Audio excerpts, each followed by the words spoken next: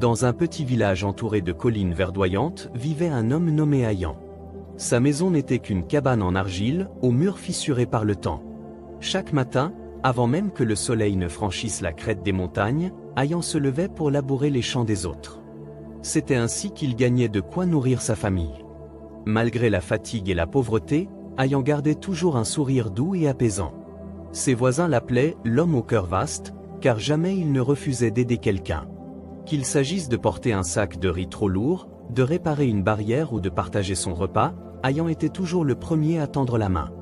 Dans ce village où tout le monde comptait chaque grain de blé, cette générosité surprenait et inspirait. Mais pour Ayan, c'était naturel. Il croyait que le bien accompli revenait toujours, d'une manière ou d'une autre, comme l'écho des montagnes qui rapportait chaque cri plus fort qu'il n'était parti. Ayan vivait avec sa femme Lina et leur fils de 8 ans dans leur petite maison d'argile. La cuisine ne contenait que quelques jarres de céréales, un peu de sel et une vieille marmite cabossée. Lina, plus pragmatique que son mari, comptait chaque morceau de pain et chaque pièce de monnaie. Elle craignait toujours que leur générosité les laisse sans rien. Souvent, elle disait à Ayan: « Chaque fois que tu donnes ton repas aux autres, notre table se vide encore un peu plus. Et si demain nous n'avions plus rien à manger ?» Ayan l'écoutait en silence. Son regard se posait alors sur son fils, assis à l'ombre du manguier, et il souriait doucement. « Lina, un estomac vide fait plus de mal qu'une jarre vide. Nous avons toujours reçu l'aide dont nous avions besoin, d'une façon ou d'une autre. » Lina soupirait, déchirée entre la fierté et l'inquiétude. Elle aimait son mari pour sa bonté, mais redoutait qu'un jour, cette bonté ne les mène à la misère. Dans l'air flottait déjà l'odeur des pluies à venir, avec elle, la promesse de nouvelles épreuves et peut-être d'un miracle. Chaque jour, après avoir travaillé au champ des autres, Ayan rentrait lentement par le chemin poussiéreux qui menait à son village. Sur sa route, il croisait des visages familiers, des enfants jouant pieds nus, des vieilles femmes assises devant leur porte, des marchands fatigués par la chaleur. Souvent, Ayan faisait des pauses pour aider. Quand un vieil homme peinait à porter son panier de légumes, Ayan prenait le poids sur son épaule. Quand un chien maigre venait flairer sa besace, il partageait un morceau de pain sans hésiter. Et quand un voyageur égaré cherchait son chemin, Ayan l'accompagnait, même si cela lui faisait perdre du temps et de l'énergie.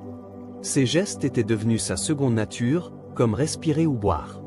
Dans le village, on disait: « Si tu as besoin d'un cœur généreux, frappe à la porte d'Ayan. » Mais Lina, en rangeant les pots presque vides de la cuisine, répétait à voix basse: « Tant de bonté, et si peu pour nous. » Elle ne savait pas que bientôt un événement viendrait mettre à l'épreuve la foi de son mari, et peut-être changer leur destin à jamais.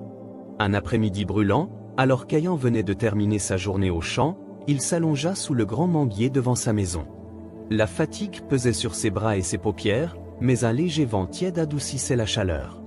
C'est alors qu'une voix tremblante s'éleva près de la porte. « Y a-t-il quelqu'un, de l'eau, s'il vous plaît ?» Lina, qui s'affairait dans la cuisine, leva les yeux et aperçut, à travers la fenêtre, un vieil homme couvert de poussière. Ses vêtements étaient déchirés, ses cheveux emmêlés, et son visage marquait la faim et la soif. Elle fronça les sourcils. « Encore quelqu'un qui vient demander. Si Ayan l'entend, la cuisine sera vide ce soir. » Mais Ayan avait déjà entendu l'appel. Son cœur se serra. Sans écouter les murmures de Lina, il se redressa et se dirigea vers la porte. Quand il ouvrit, il vit de près le vieil homme. Ses lèvres étaient sèches, ses mains tremblaient, et ses yeux, malgré la fatigue, semblaient emplis d'une étrange lumière. « Père, asseyez-vous ici, à l'ombre. Je vais chercher de l'eau, » dit Ayan d'une voix douce. Lina, derrière lui, croisa les bras et resta immobile, son regard oscillant entre colère et inquiétude. Elle pressentait que quelque chose allait se passer. Ayan alla dans la petite cuisine, prit la jarre la plus fraîche et remplit un vieux gobelet d'argile. Il le porta aussitôt au vieil homme. Celui-ci but lentement, chaque gorgée semblant lui rendre un peu de force. Après un long soupir, l'étranger murmura d'une voix faible: « Mon fils, cela fait 2 jours que je n'ai rien mangé. Si tu pouvais partager un peu de nourriture, que Dieu te bénisse. » Ayan sentit son cœur battre plus fort. Il se retourna vers la cuisine. Sur la table, il n'y avait que 2 galettes de mil soigneusement posées, son seul repas de la journée. Il pensa à Lina, à son fils, à la fatigue de son corps. Mais aussitôt, il pensa à la faim de cet homme. Lina entra dans la pièce, le regard inquiet. Ne me dis pas que tu vas encore donner notre dernier repas. Elle posa sa main sur son bras. Et toi? Que mangeras-tu ce soir? Nous n'avons plus rien après ça. Ayan resta silencieux un moment. Puis il répondit d'une voix douce mais ferme. Un ventre vide ne peut pas attendre. Cet homme a besoin de nous maintenant. Dieu pourvoira. Le vieil homme, assis à l'extérieur, entendait tout. Il gardait les yeux baissés, patient, comme s'il savait que la décision se jouait dans cette petite cuisine. Ayan regarda encore une fois les 2 galettes de mil. Leur odeur tiède emplissait la pièce. C'était tout ce qu'il avait pour reprendre des forces après la journée de travail. Pourtant, sans hésiter plus longtemps, il prit les 2 galettes dans ses mains calleuses. Lina éleva la voix. « Ayan, tu ne peux pas !» Il tourna vers elle un regard doux mais déterminé. « Lina, cet homme n'a rien avalé depuis 2 jours. Si nous ne l'aidons pas maintenant, que lui arrivera-t-il? Nous aurons d'autres repas. » Lui, pas. Elle voulut répondre mais resta muette, troublée par la sérénité de son mari. Ses mains tremblaient légèrement.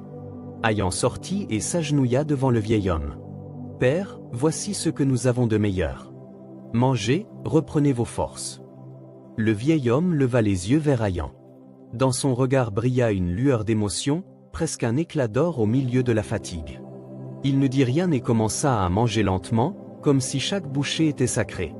Lina, restée sur le seuil, observait la scène en silence. Une étrange impression grandissait en elle, mélange de colère, d'inquiétude et d'un début de respect. Le vieil homme mangea chaque bouchée lentement, avec une attention presque sacrée. Ses mains tremblaient moins, ses épaules se redressaient, et son souffle devenait plus calme. À mesure qu'il se nourrissait, une paix étrange semblait se répandre dans la petite cour. Quand il eut fini, il leva les yeux vers Ayan et murmura. « Merci, mon fils, que le ciel t'accorde ce que ton cœur mérite. » Puis il resta assis, immobile, les yeux clos comme s'il méditait. Ayan ne disait rien, il l'observait avec humilité, les mains posées sur ses genoux. Lina, à l'arrière, avait cessé de protester. Elle sentait que quelque chose d'inattendu planait dans l'air, comme un frisson invisible. Le vieil homme but une dernière gorgée d'eau. Il posa doucement le gobelet au sol, puis, lentement, se leva. Dans ses gestes, il n'y avait plus de fatigue, mais une sorte de dignité retrouvée. Ses yeux brillaient maintenant d'une lumière intérieure. Ayan sentit son cœur battre plus vite. Qui était donc cet homme? Un simple voyageur affamé, ou quelque chose de plus grand? Le vieil homme fit signe à Ayan d'approcher. Sa voix était devenue plus profonde, presque solennelle. « Mon fils, approche !» Ayan s'avança lentement, le cœur battant. Lina restait à l'arrière, la main sur la porte, comme si elle craignait d'interrompre quelque chose d'important. Le vieil homme ouvrit la besace en toile qu'il portait depuis le début. À l'intérieur, il y avait des étoffes simples, un bâton usé, et un petit objet enveloppé dans un tissu rouge. Il le sortit avec précaution, puis retira le tissu. Dans la lumière douce du soir apparut un bol finement ciselé, qui semblait briller d'une lumière dorée malgré la poussière. Les gravures sur ses bords formaient des symboles inconnus, anciens comme le vent des collines. « Ce bol m'a été offert par un roi il y a peu, » dit le vieil homme d'une voix calme. « Mais je n'en ai pas besoin. Depuis des jours, je cherche la personne digne de le recevoir, et aujourd'hui je l'ai trouvé. » Ayan écarquilla les yeux. « Père, je ne peux pas accepter. Ce bol vous appartient. » Le vieil homme sourit légèrement. « Non, Ayan. Il est à toi. C'est la récompense de ton cœur. Mais souviens-toi, ce bol n'est qu'un symbole.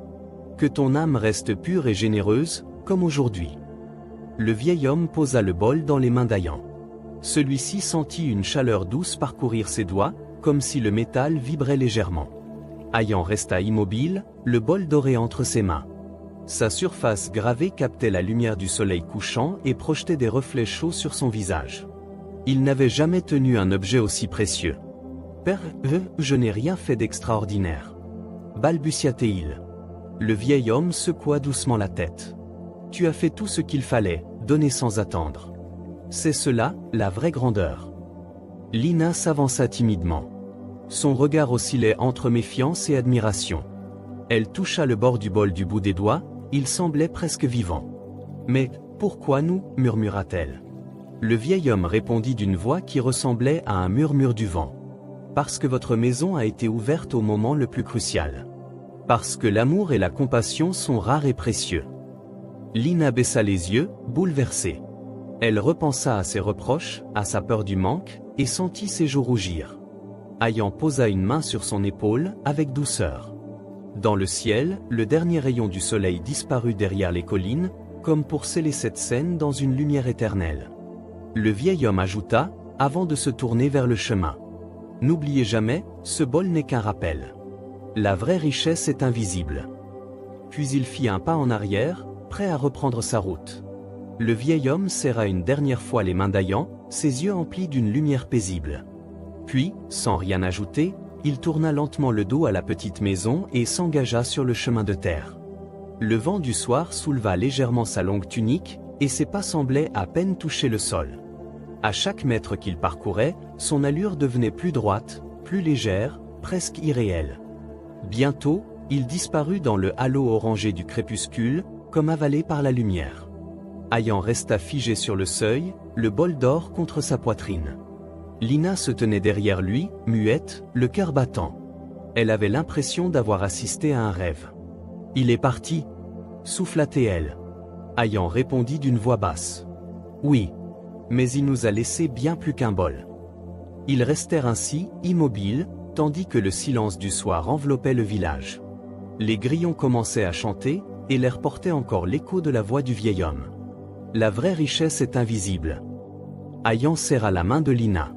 Dans son regard, une résolution nouvelle brillait.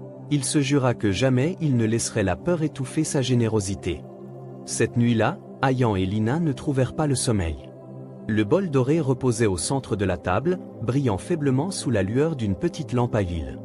Sa lumière douce baignait la pièce d'un éclat presque irréel. Lina fixait le bol, songeuse. « Toute ma vie, j'ai eu peur du manque, peur de partager. Et aujourd'hui, c'est ce partage qui nous apporte le plus beau cadeau. » murmura-t-elle. Ayan hocha doucement la tête. « Ce bol est un signe, Lina. Pas seulement pour nous, pour tout le village. Il nous rappelle que le bien revient toujours, d'une manière ou d'une autre. » Ils parlèrent longtemps à voix basse. Pour la première fois, Lina sentit son cœur se détendre. Elle se souvenait du visage du vieil homme, de ses yeux brillants et de ses paroles mystérieuses. Dans le silence de la nuit, elle comprit qu'il n'était peut-être pas un simple voyageur, mais une épreuve envoyée par le destin. Leur fils dormait déjà, mais même dans son sommeil il semblait sourire, comme si cette nuit avait changé quelque chose de profond dans leur maison. Le vent glissait à travers les fentes des murs d'argile, apportant avec lui le parfum des collines, et dans ce murmure, Ayan crut entendre encore la voix du vieil homme. La vraie richesse est invisible. Le lendemain matin, le soleil se leva sur le village, étirant ses rayons dorés sur les toits de chaume et les champs encore humides de rosée. Ayan s'éveilla avant tout le monde, comme à son habitude. Il s'assit à côté du bol doré, silencieux, le regard perdu dans ses gravures anciennes. Lina arriva peu après, un foulard sur les cheveux.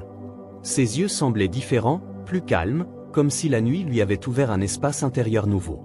Elle s'assit en face de son mari. « Ayan, j'ai pensé toute la nuit. Ce bol n'est pas pour nous seuls. Il doit servir à quelque chose de plus grand. » Ayan hocha la tête. « Oui. Ce n'est qu'un objet, mais il peut nous aider à faire davantage de bien. » Ils parlèrent longtemps. Fallait-il vendre le bol pour acheter des outils? L'offrir au temple du village? S'en servir pour nourrir les plus pauvres? Chaque idée semblait possible, mais tous deux ressentaient qu'il fallait agir avec respect, sans précipitation. En sortant dans la cour, Ayan leva les yeux vers les collines. Un vent frais lui caressa le visage, comme une caresse invisible qui disait « Continue sur ta voie ». Il se promit de prendre une décision avant le coucher du soleil. Dans l'après-midi, Ayan rassembla quelques villageois autour de la petite place centrale. Le bol doré reposait sur une étoffe blanche qu'il avait posée sur une vieille table en bois. Les habitants le regardaient, intrigués et émerveillés. Ayan prit une profonde inspiration et dit « Mes amis, hier, un voyageur est venu frapper à notre porte. Nous n'avions presque rien, mais nous avons partagé. Aujourd'hui, ce bol nous rappelle que donner sans attendre est le vrai trésor. » Il distribua du riz, du pain et des légumes aux familles les plus démunies, en utilisant le bol comme symbole du partage. Chaque personne qui recevait un peu de nourriture posait les yeux sur lui avec gratitude, certains les larmoyant. Lina, à ses côtés, souriait doucement.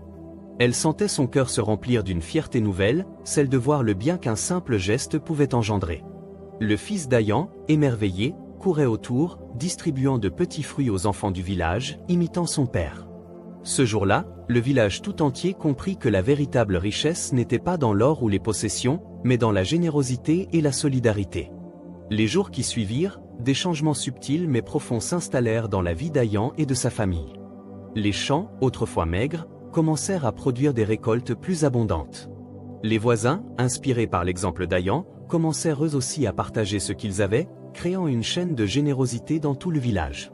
Le bol doré resta au centre de la maison, non pas comme un objet de luxe, mais comme un symbole vivant, celui de la bonté et du partage. Chaque fois qu'Ayan l'utilisait pour distribuer nourriture ou aider un voisin, il ressentait une chaleur intérieure, comme une bénédiction silencieuse. Même Lina, qui autrefois craignait le manque, s'ouvrit complètement à cette nouvelle vision. Elle participa activement, apportant conseils et encouragements, et découvrit le plaisir de donner sans attendre de retour. Le village tout entier commença à parler d'Ayan et de sa famille. Non pas pour leur richesse matérielle, mais pour leur cœur et leur générosité. Et à chaque geste désintéressé, le vieil enseignement du voyageur semblait se répéter. La vraie richesse est invisible. Au fil des saisons, Ayan, Lina et leurs fils continuèrent à vivre modestement, mais leur maison devint un symbole de bonté dans tout le village. Chaque habitant qui passait par leur porte recevait un peu de nourriture, un conseil ou simplement un sourire réconfortant. Le bol doré restait sur la table, brillant doucement à la lumière du matin et rappelant chaque jour que la véritable richesse n'est pas matérielle, mais dans le cœur et les actions. Un soir, en regardant le soleil disparaître derrière les collines, Ayan murmura à Lina et à leur fils. « Peu importe ce que nous avons ou ce que nous perdons, promettons de toujours aider ceux qui en ont besoin. Même si cela signifie donner notre dernier repas. » Lina sourit, les yeux brillants de reconnaissance et d'amour. Leur fils acquiesça avec sérieux, comme s'il comprenait déjà le poids et la beauté de cette promesse.